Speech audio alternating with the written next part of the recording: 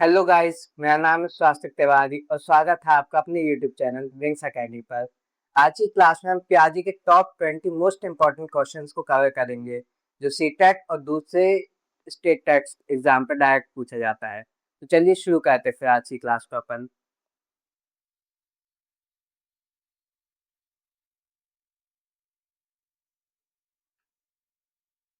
तो सबसे पहला क्वेश्चन है, अकॉर्डिंग टू पियाजे what is the main focus of cognitive development. पियाजे के अनुसार संज्ञानात्मक विकास का मुख्य फोकस क्या है।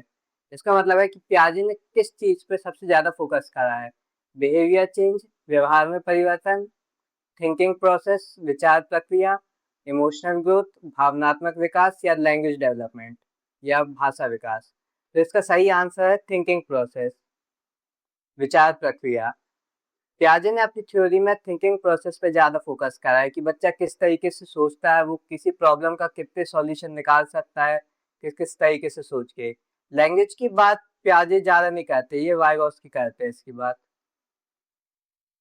वाइगोस्की ने लैंग्वेज डेवलपमेंट की बात की है। बिहेवियर की बात वॉटसन करते हैं, वॉटसन। तो इसका आंसर रहा है थिंकिंग प्रोसेस, विचार प्रक्रिया। अगला क्वेश्चन है, what does a child learn during the sensory motor stage. संवेदीय पेशी अवस्था में बच्चा क्या सीखता है।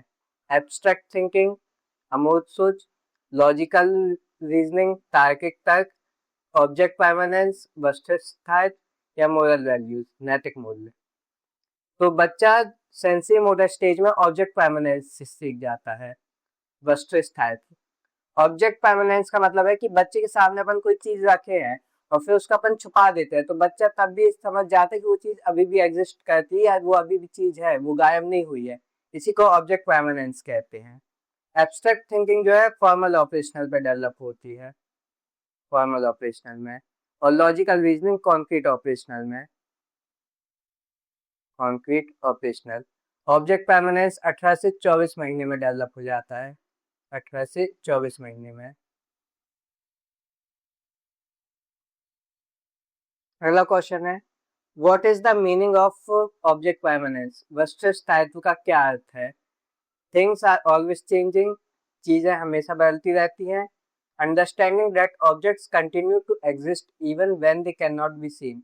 यह समझना कि वस्तुएं तब भी मौजूद रहती हैं जब वे दिखाई नहीं देती। या फिर द चाइल्ड फॉरगेट्स एवरीथिंग, बच्चा सब कुछ भूल जाता है। या the child only understands what they see, बच्चा केवल वही समझता है जो वह देखता है। तो इसका सही आंसर है यह समझना कि वस्तुएं तब भी मौजूद रहती हैं जब वह दिखाई नहीं देती हैं। ऑब्जेक्ट परमानेंसी का मतलब यही होता है, understanding that objects continue to exist even when they can not be scene.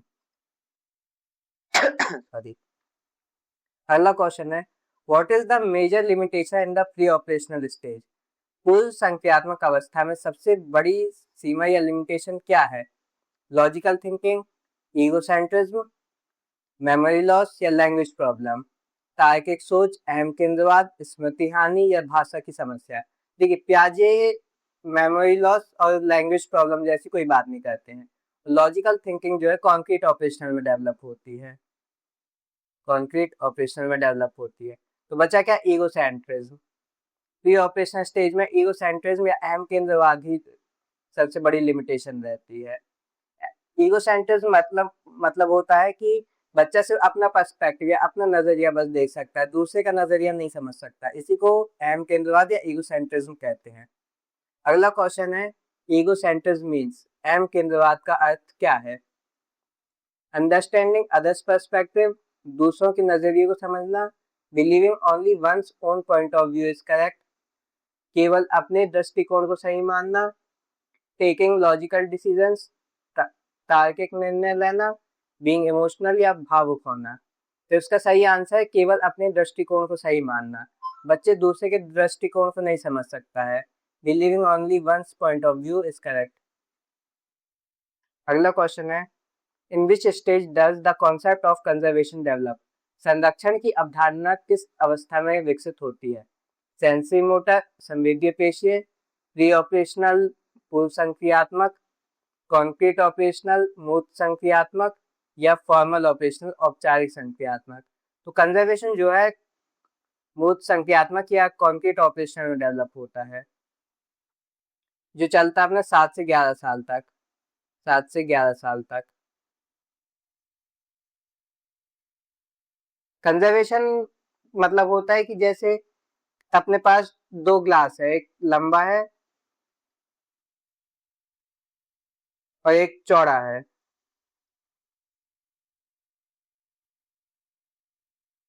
पर इसमें अपन ने सेम क्वांटिटी का पानी भर दिया है, तो बच्चा बता पाएगा कि जो दोनों में है सेम क्वांटिटी का पानी है। अगर कंजर्वेशन लैग कर जाता है तो बच्चा कहता है कि इसमें ज्यादा पानी है, जो कि देखने में ज्यादा लग रहा है, जो अक्सर बच्चा प्री ऑपरेशनल में कर देता है, कंजर्वेशन लैग करता है। कंजर्वेशन लैग करता है इधर, ये डेवलप नहीं होता है। तो कंजर्वेशन कहाँ डेवलप होता है? कॉन्क्रीट ऑपरेशन या मूर्त संख्यात्मक पर। अगला क्वेश्चन है, what is the age range for the concrete operational stage? मूर्त संख्यात्मक अवस्था की आयु सीमा क्या है? 0 से 2 वर्ष, 2 से 7, 7 से 11 या 11 से 15? तो कॉन्क्रीट ऑपरेशनल की जो है 7 से 11 रहती है। 0 से 2 रहता है sensory motor stage, sensory motor. 2 से 7 रहता है प्री ऑपरेशनल, प्री ऑपरेशनल। 7 से 11 कॉन्क्रीट ऑपरेशनल, कॉन्क्रीट ऑपरेशनल। और 11 से 15 फॉर्मल ऑपरेशनल, फॉर्मल ऑपरेशनल। तो इसका आंसर है सी वाला, 7 से 11 साल तक। अगला क्वेश्चन है, what develops during the formal operational stage? औपचारिक संक्रियात्मक अवस्था में क्या विकसित हो जाता है? ऑब्जेक्ट परमानेंस, वस्तु स्थायित्व, ईगोसेंट्रिज्म अहम केंद्रवाद, एब्स्ट्रैक्ट थिंकिंग अमूर्त सोच, या इमिटेशन अनुकरण करना। तो इसका आंसर है एब्स्ट्रैक्ट थिंकिंग या अमूर्त सोच। फॉर्मल ऑपरेशन स्टेज में एब्स्ट्रैक्ट थिंकिंग डेवलप हो जाती है। इसका मतलब है कि बच्चे के सामने कोई चीज नहीं है, फिर भी वो उस चीज के बारे में सोच सकता है, हाइपोथेसिस बना सकता है, अपने फ्यूचर के बारे में सोच सकता है। इसी को एब्स्ट्रैक्ट थिंकिंग कहते हैं। ऑब्जेक्ट परमानेंस सेंसरी मोटर में डेवलप होता है, सेंसरी मोटर में। और ईगोसेंट्रिज्म प्री ऑपरेशनल में डेवलप होता है, प्री ऑपरेशनल में। और इमिटेशन भी सेंसरी मोटर में डेवलप होता है, सेंसरी मोटर में। अगला क्वेश्चन है, अकॉर्डिंग टू पियाजे हाउ डज लर्निंग अकर? पियाजे के अनुसार अधिगम कैसे होता है? थ्रू टीचर्स, शिक्षकों के माध्यम से, थ्रू पनिशमेंट, दंड के माध्यम से, through interaction with the environment, पर्यावरण के साथ अंतःक्रिया के माध्यम से, या थ्रू मेमोराइजेशन, रटने के माध्यम से। ठीक है, जो मेमोराइजेशन है ये तो पूरा पैसिव होता है, मतलब बच्चा इसमें निष्क्रिय रहता है, और बच्चे को कभी निष्क्रिय या पैसिव नहीं बनाना है, चाइल्ड को पैसिव नहीं बनाना है या फिर निष्क्रिय, निष्क्रिय बच्चा नहीं रहेगा। बच्चे को हमेशा एक्टिव बनाना है, बच्चा हमेशा एक्टिव रहे, मतलब सक्रिय रहे। और इसमें सबसे सही ऑप्शन लगे जिसमें बच्चा सबसे ज्यादा एक्टिव है, पर्यावरण के साथ अंतःक्रिया के माध्यम से। बच्चा इसमें अलग अलग चीज खोजेगा, पर्यावरण से अलग अलग चीज देखेगा, तो बच्चा इसमें ज्यादा एक्टिव है। पहले ऑप्शन में टीचर एक्टिव है, इसलिए ये भी नहीं होगा। और दूसरे में पियाजे जो है पनिशमेंट की बात कभी नहीं करेंगे, और ना मेमोराइजेशन या रटने की बात करेंगे, इसलिए इसका सही ऑप्शन सी वाला, through interaction with the environment. अगला क्वेश्चन है, व्हाट इज स्कीमा? स्कीमा क्या है? अब बिहेवियर पैटर्न, व्यवहार का एक पैटर्न, या अ मेंटल स्ट्रक्चर और बिल्डिंग ब्लॉक ऑफ नॉलेज, मानसिक संरचना का ज्ञान की बुनियादी इकाई, एन इमोशनल स्टेट, एक भावनात्मक स्थिति, या अ लर्निंग स्टाइल, सीखने की शैली। स्कीमा मतलब होता है कि अपन ने जो पहले सीखा वो अपने दिमाग में कहीं फिट हो चुका है, इसी को स्कीमा कहते हैं। जैसे अपन ने बचपन में ABCD या 1 2 3 4 सीखा रहा, तो अपने दिमाग में कहीं ना कहीं फिट है, एक बॉक्स में फिट जैसा है, उसी को स्कीमा कहते हैं।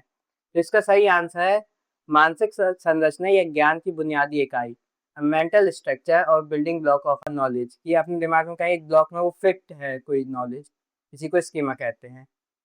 What does assimilation mean? आत्मसातीकरण का क्या अर्थ है? क्रिएटिंग न्यू नॉलेज, नया ज्ञान बनाना, fitting new information into existing schemas, नई जानकारी को मौजूदा स्कीमा में फिट करना, फॉरगेटिंग नॉलेज, ज्ञान भूल जाना, या कॉपिंग अदर्स, दूसरों की नकल करना।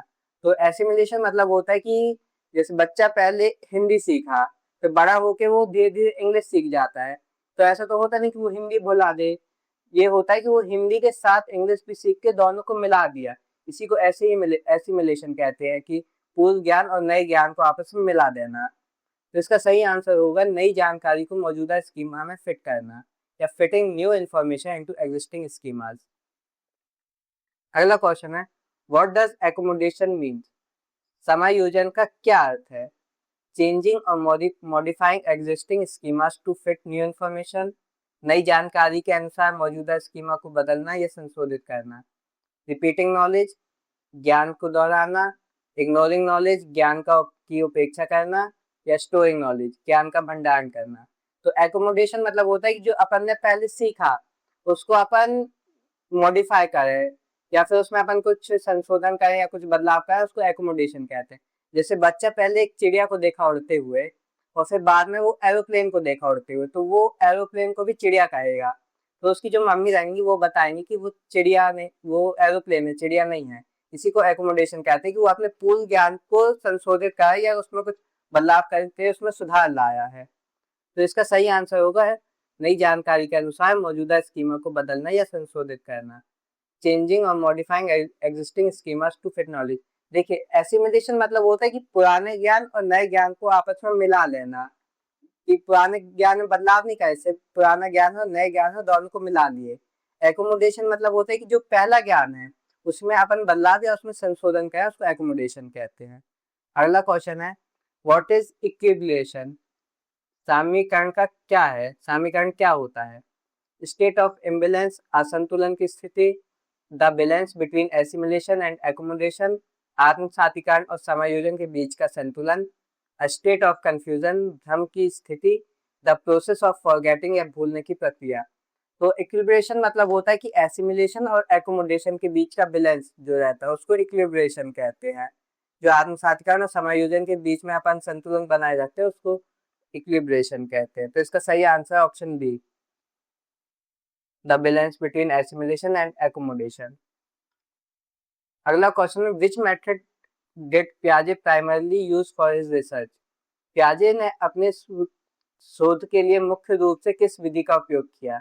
एक्सपेरिमेंटल विधि, सर्वे मेथड, क्लिनिकल मेथड, या ऑब्जर्वेशन ओनली? प्रयोगात्मक विधि, सर्वेक्षण विधि, नैदानिक विधि, या केवल अवलोकन? देखिए, ओनली जिस ऑप्शन में रहता है वो पहले लगभग गलत हो जाता है।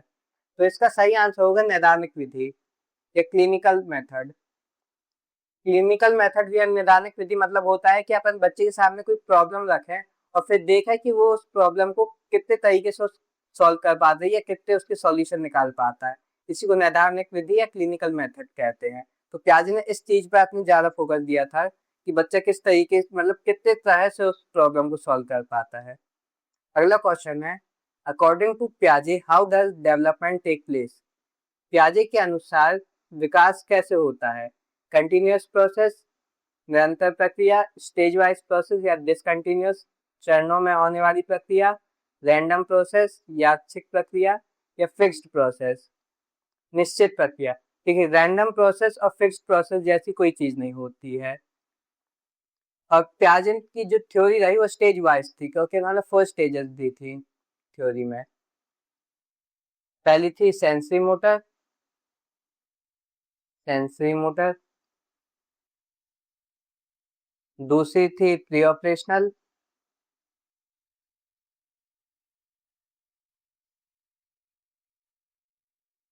तीसरी थी कॉन्क्रीट ऑपरेशनल, और लास्ट थी फॉर्मल ऑपरेशनल। पियाजे ने अपने थ्योरी को चरणों में होने वाली प्रक्रिया या स्टेज वाइज प्रोसेस दिया था। कंटिन्यूअस प्रोसेस की बात वाइगॉस्की कहते हैं, क्योंकि ये अपनी थ्योरी को उसमें स्टेजेस में नहीं बांटते हैं। कंटिन्यूअस प्रोसेस वाइगोस्की ने दिया था। अगला क्वेश्चन है, in which stage does logical thinking begin? तार्किक सोच किस अवस्था में शुरू होती है?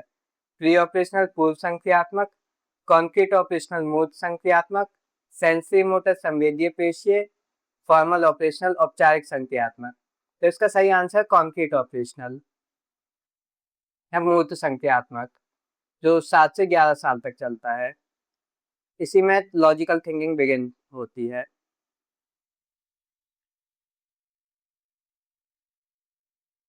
7 से 11। अगला क्वेश्चन है, in which stage does hypothetical thinking occur? परिकल्पनात्मक सोच किस अवस्था में होती है? सेंसरी मोटर संवेदीय पेशीय, प्री ऑपरेशनल पूर्व संक्रियात्मक, कॉन्क्रीट ऑपरेशनल मूर्त संक्रियात्मक या फॉर्मल ऑपरेशनल औपचारिक संक्रियात्मक। हाइपोथेटिकल थिंकिंग मतलब होता है जिसको अपन एब्स्ट्रैक्ट थिंकिंग भी कह सकते हैं। एब्स्ट्रैक्ट थिंकिंग, इसका मतलब होता है कि बच्चे के सामने कोई चीज नहीं है फिर भी वो उसके बारे में सोच पा रहा है, हाइपोथेसिस बना पा रहा है या फ्यूचर के बारे में सोच पा रहा है। तो ये हमने डेवलप होती है फॉर्मल ऑपरेशनल या औपचारिक संक्रियात्मक में। अगला क्वेश्चन है, what type of theory is Piaget's theory? पियाजे का सिद्धांत किस प्रकार का सिद्धांत है?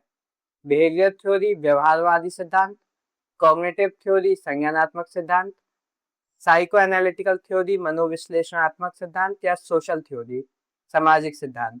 तो पियाजे की थ्योरी का नाम था कॉग्निटिव डेवलपमेंट थ्योरी, संज्ञानात्मक सिद्धांत, विकास का सिद्धांत। बिहेवियर थ्योरी की बात वॉटसन कहते हैं। साइको एनालिटिकल थ्योरी की बात पावलोव कहते हैं। पावलोव, इनकी थ्योरी भी रही साइको एनालिटिकल थ्योरी। और सोशल थ्योरी की बात वाइगोस्की कहते हैं। वाइगोस्की। अगला क्वेश्चन है, who is a major proponent of child center approach?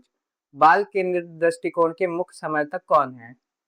Skinner, Watson, पियाजे, पावलोव। देखिए वैसे तो सब बाल केंद्रित शिक्षा की बात करते हैं लेकिन जो मेन है वो पियाजे रहे। इन्होंने प्रमुख समर्थन किया था चाइल्ड सेंटर्ड एजुकेशन का।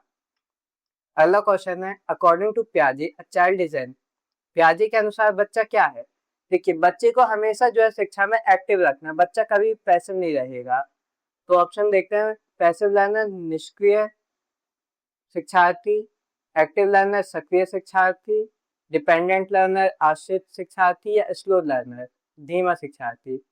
देखिए ना बच्चा कभी पैसिव लर्निंग या निष्क्रिय शिक्षार्थी रहेगा, ना आश्रित शिक्षार्थी रहेगा किसी पर डिपेंड हो, और ना स्लो लर्नर रहेगा, धीमा बच्चा नहीं कह सकते वो सीखेगा। तो सबसे सही ऑप्शन बच्चे के हिसाब से सक्रिय शिक्षार्थी या एक्टिव लर्नर। बच्चा हमेशा जो है एक तो सेंटर्ड में रहेगा, मतलब बच्चे को सेंटर में रख के एजुकेशन देनी है कि बच्चा ही मेन है, तो बच्चा हमेशा एक्टिव रहेगा। अपन कोई भी एक्टिविटी करा रहे हैं तो बच्चे ही उसमें ज्यादा इन्वॉल्व रहेगा, टीचर उतना इन्वॉल्व नहीं रहेगा। तो आज के लिए 20 क्वेश्चन ही रहे। अगर आपको आज के वीडियो में कोई भी डाउट है तो आप इसके कमेंट सेक्शन में पूछ सकते हैं। तो चलिए फिर आज की क्लास को इतना ही रखते हैं, और इसकी पीपीटी आपको हमारे टेलीग्राम चैनल विंग्स अकेडमीज पर मिल जाएगी, जिसको हम अभी नीचे मेंशन करवा देंगे। और अगर आपको इसकी थ्योरी चाहिए पियाजे कॉग्निटिव डेवलपमेंट थ्योरी की, तो ये हमने लास्ट वीडियो में कवर की थी, आप उससे देख सकते हैं। चलिए फिर आज के लिए इतना ही रखते हैं अपन।